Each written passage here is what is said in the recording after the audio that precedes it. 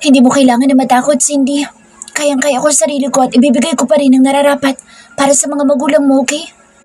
Pag natapos ng kaso sa papa mo, saka ulit kita tatanungin tungkol sa pagpapakasal. Nakangiting saad niya pa. Wala talaga siyang kinatatakutan pagdating sa ganitong bagay. Hindi siya natatakot basta magawa niya lang na maayos ang trabaho niya. Habang ako, heto pa rin at natatalo ng takot sa dibdib ko. Adriel, please, huwag mo na akong kontrahin pa. Sundin mo na lang ako. Itigil mo na yan at kalimutan mo na ang kaso ng papa ko. Handa na ako mag-move on para sa'yo. Cindy, listen to me. Hindi ko kailangang itigil ang nasamulan na ng papa ko. Patapos na nga siya. Sa Bakalaway makukumpleto ko na ang listahan at ang akala nila'y wala na akong mahahanap pero kumpleto na. Kompleto ang papa ko sa impormasyon, Cindy. Simula sa mga taong nakasagasa sa inyo, sa mga pulis na pinagkaisahan kayo, mga abogado na iniwasan kayo at lahat-lahat. At bakit ako maswerteng babae para kay Adriel? Dahil ba sa sobrang dami kong pinagdaanan kaya binibigay na sa akin ngayon na lalaking hindi kayang magsawa sa ugali ko kahit na ilang ulit pa kaming dalawang nag-away? Kahit na ilang ulit niyang nakita ang ugali ko? Matatapos na to, Cindy.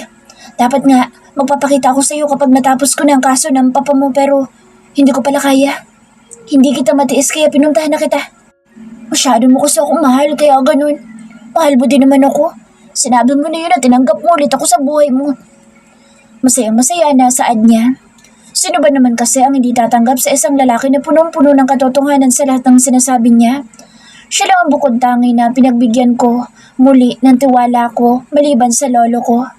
10 taon ko itinago ang pagtitiwala ko pero nang dumating siya sa buhay ko, doon ko palang pala ibibigay ulit ito.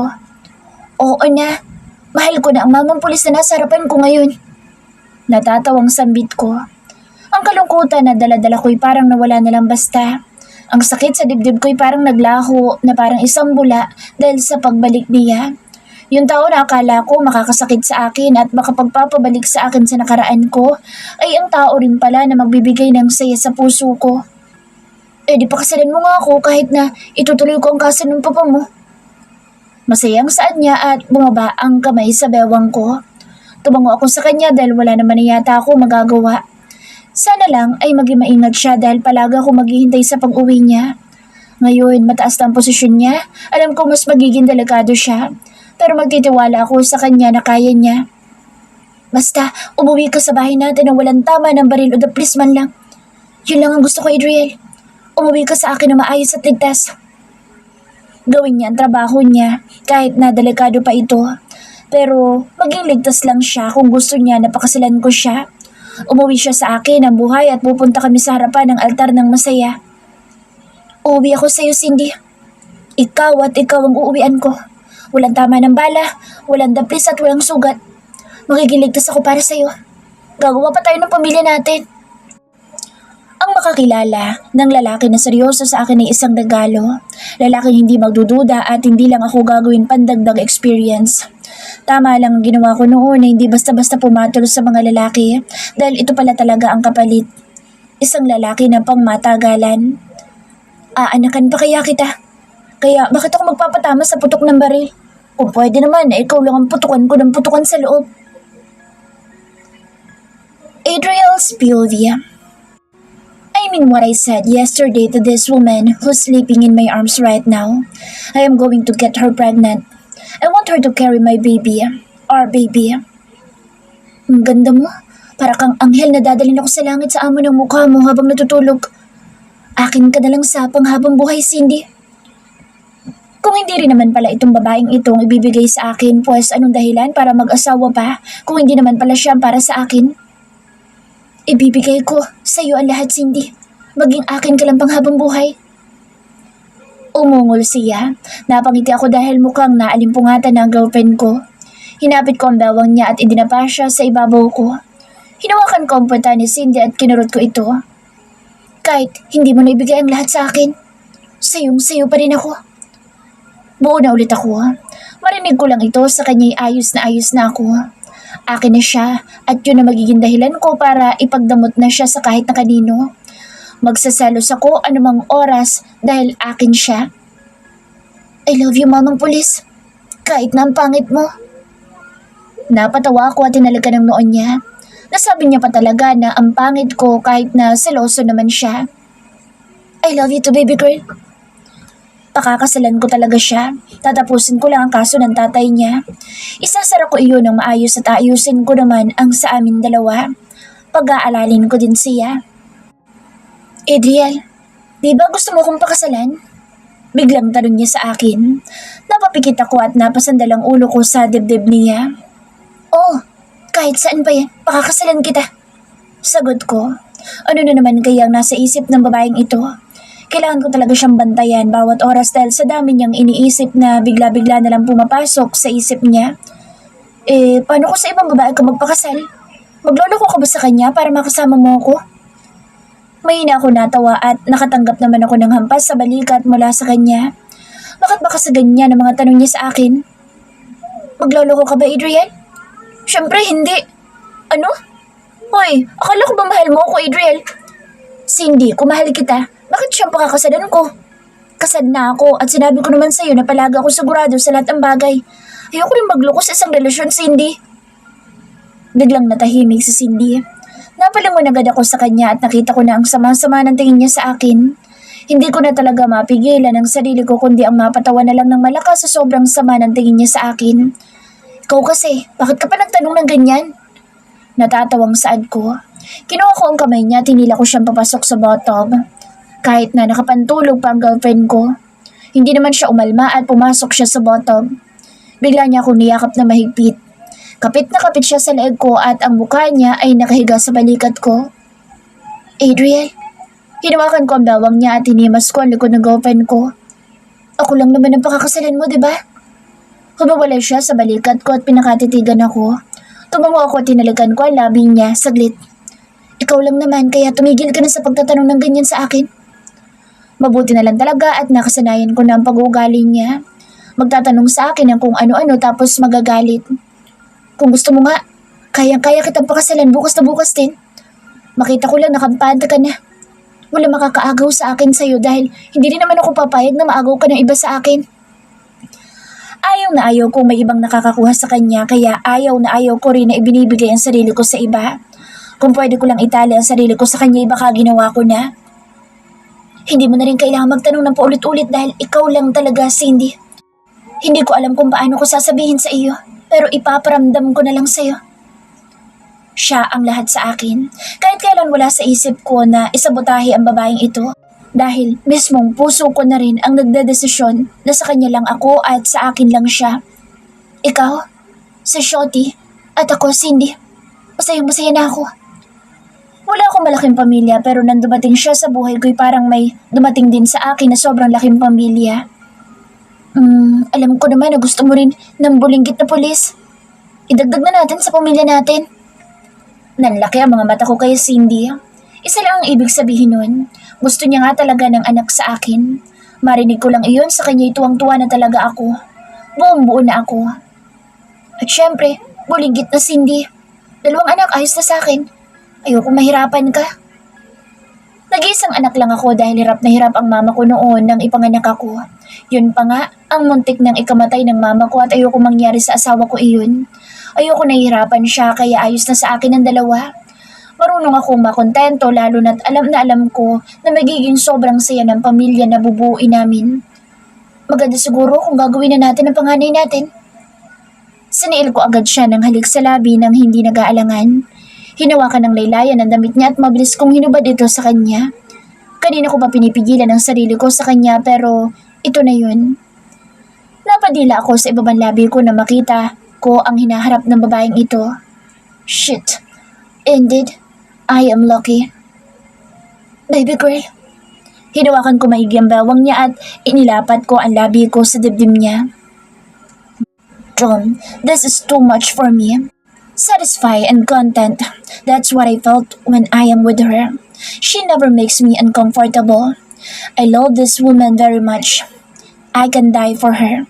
If I need to change the world only to be with her, I will do it in a heartbeat to end up together. Cindy! Mabilis akong itinulak ng girlfriend ko. Napasubsob na lang ako sa dibdib niya dahil mukhang bitin ako ngayon. Cindy! Yung aso nyo dito, alagaan nyo muna at mamaya na kayo gumawa ng milagro. Napatawa ako sa lakas ng boses ni Lolo Will. Ang mukha ni Cindy ay sigurado akong hiyang-hiya na ngayon. Napakibit-balikan lang ako kahit nabitin din ako. Marami pa namang ibang araw. Marami pa kaming pagkakataon dahil simula ngayon, hindi na kami maghihiwalay. Magkasama na kaming dalawa ulit. Si Lolo talaga? Grabe, kakainis! Hinalagan ko ang labi niya dahil mukhang hanggang dito na lang muna kaming dalawa ngayon. Nabitin ka ba? Natatawang tanong ko sa kanya. Bitin siya pero paano naman ako na ilang araw ng tigang kakahanap sa kanya? Siya lang naman ang hinahanap-hanap ng katawan ko.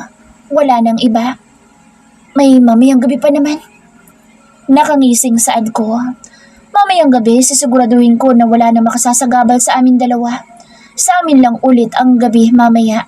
Aangkinin ko lang ang babaeng pag-aari ng pulis na tulad ko. Maganda ka, Cindy. Oo na. Sana pala'y natulog na lang muna ako ngayon. Ungot pa niya. Sisiguraduhin ko na mawawala yung pag-uungot niya mamaya sa gagawin ko. Bawiin na lang natin lahat mamayang gabi, Cindy. Cindy's POV. Wala akong ibang bagay na gusto noon sa buhay ko kundi ang maging mayaman at makuha ang hustisya gamit ang pera. Kung naging tiwala sa mga kahit na sinong pulis. Kahit na isang pulis ay hindi ko pinagkatiwalaan at hindi ko kinakausap ng maayos. Pero dumating ang pulis na katulad ni Adriel. Ang pulis na pinatunayan sa akin na hindi lahat ng mga pulis ay magkakaparehas. Dahil may natitira pa rin na matino at siya iyon. Ito mga pulis na ito ang sisira sa kinabukasan ng bansa natin. Kaya hanggang maaga, dapat na sila maturuan na leksyon. Sobrang seryoso ng boses at mga mata ni Adriel habang nakaharap siya sa camera habang ako ay pinapanood siya mula sa cellphone niya. Nasa loob ako ng kotse niya habang nasa loob naman siya ng presinto at pinagkakaguluhan. Ayoko makisama sa gulo at ayaw din naman ni Adriel kaya naiwan na lang ako sa loob ng sasakyan niya. Paano tayo pagkakatiwalaan ng mga tao kung kukonsintihin natin ang masasamang gawain ng kapwa natin? Makukulong silang lahat at sisiguraduhin ko na makatatanggap sila ng patas na pagtingin sa loob ng presinto tulad ng ibang kriminal. Hindi sila bibigyan ng kahit anong espesyal. Makukulong ng panghabang buhay ang mga mayayaman na ito, kaya magsimula na kayong matakot. Ang pagbabanta sa mga mata niya ay nakakatakot. Siguradong matatakot talaga ang mga pulis na patago pa rin na nananabotahe. Ang galing ng boyfriend ko. Proud na saad ko. Nasa isang mamang pulis ang true love, kahit na gaano pa ako kagalit sa mga pulis. Kung siya naman pala, sure, sasamahan ko pa siya sa panghabang buhay. Kung ganito lang pala maninira sa araw-araw kong buhay, parang willing ako palagi.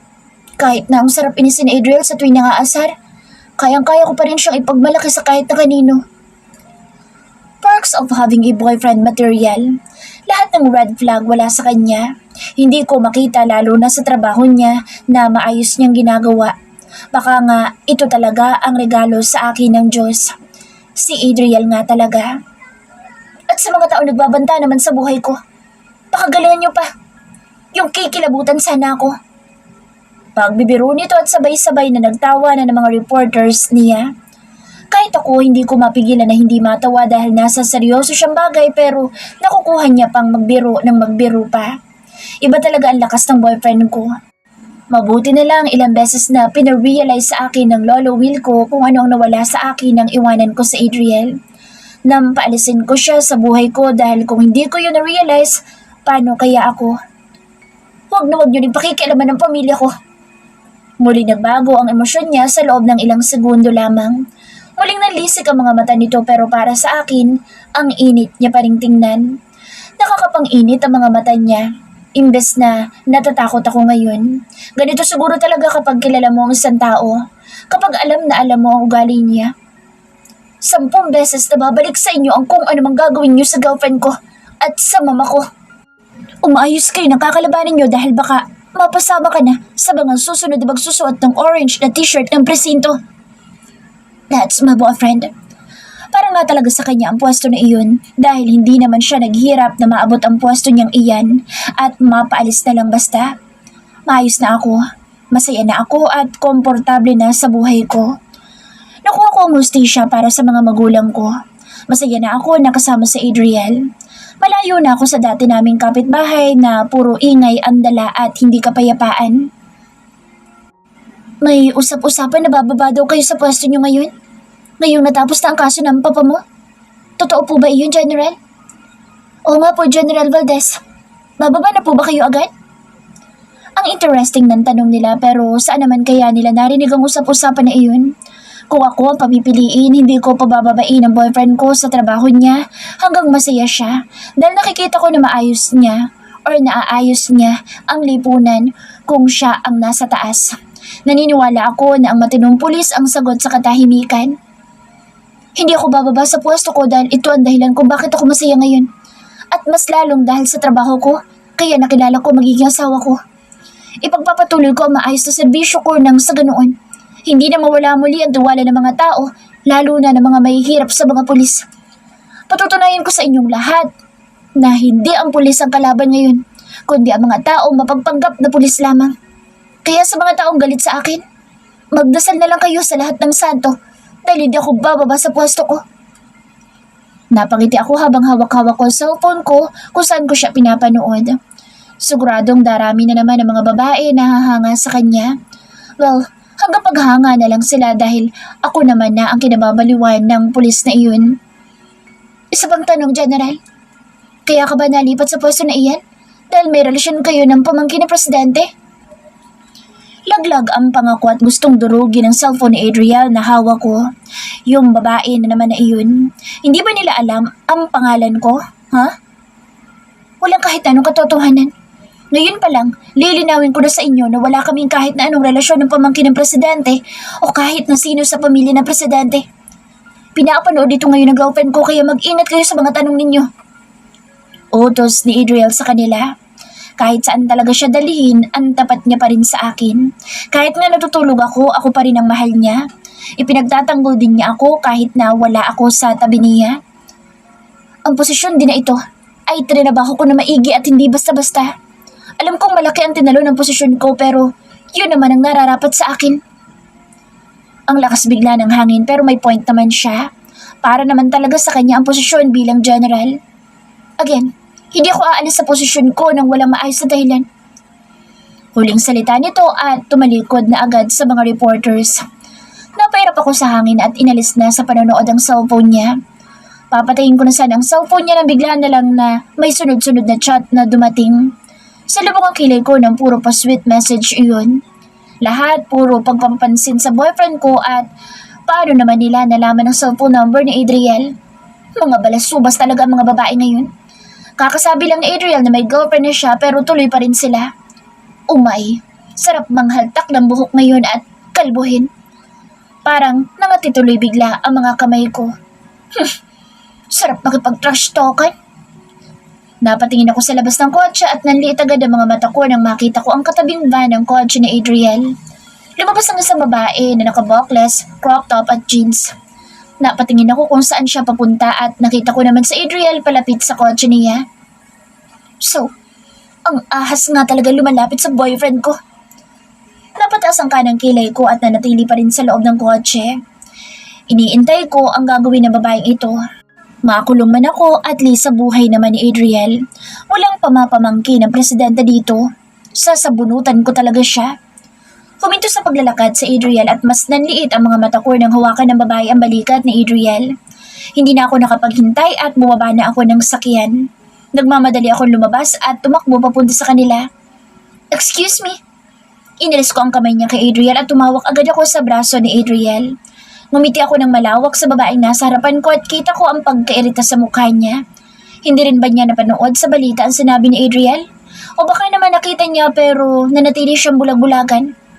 Tara na Adriel, di ba kakain pa tayo sa labas? Masayang sambit ko habang nakatingin sa babaeng nasa harapan ko. Bakit hindi na kayo sumabay sa akin? Sakto, may reservation ako. Nakangiting saad nito na parang hindi naiinis sa akin. Plastikada. Hana, oras kasi namin itong dalawa ng girlfriend ko. Para sa amin dalawa lang at may reservation na rin ako.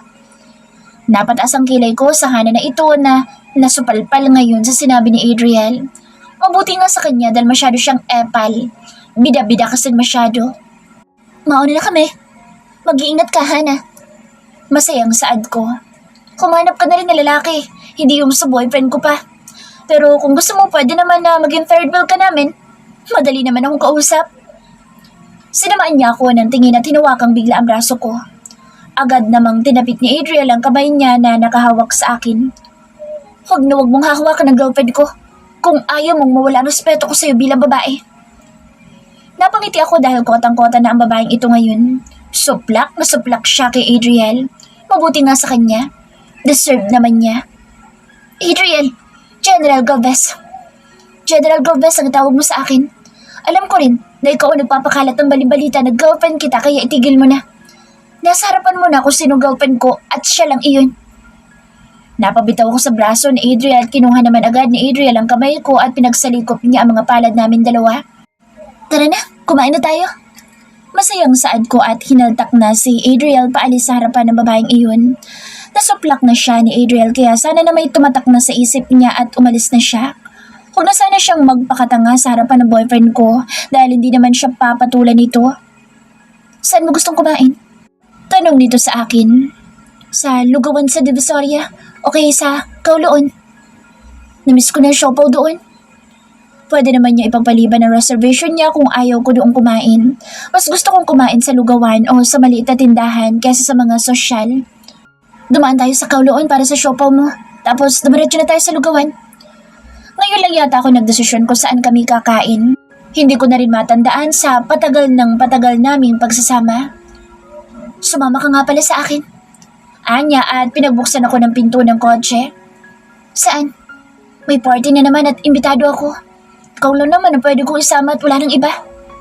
Anya pa.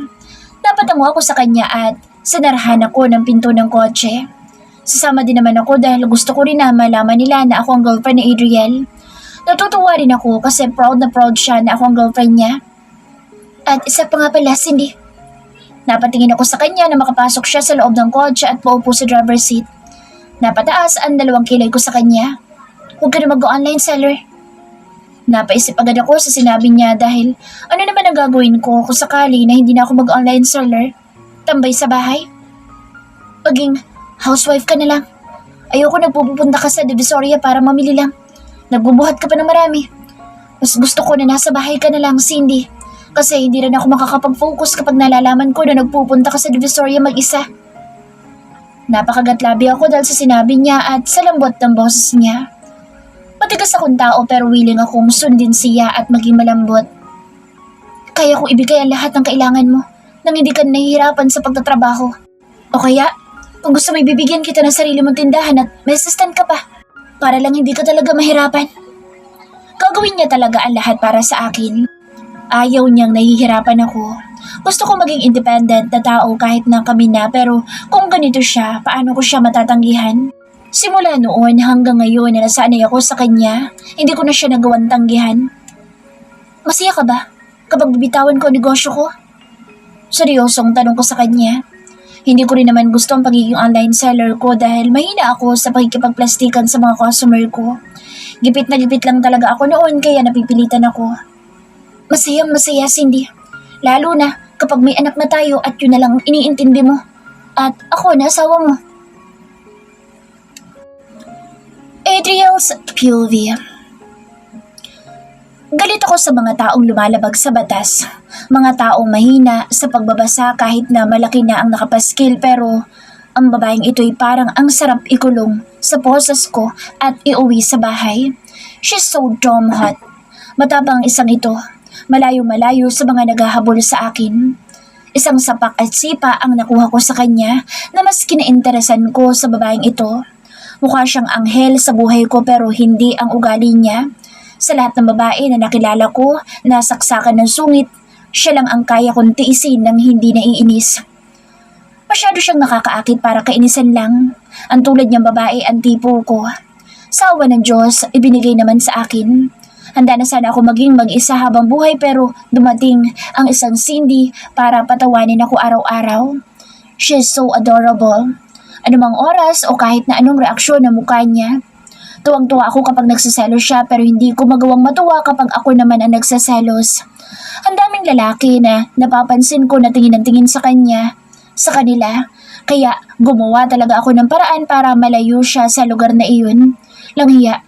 Hindi ako selosong tao sa kahit na anong bagay pero pagdating sa kanya, gusto ko maging madamot.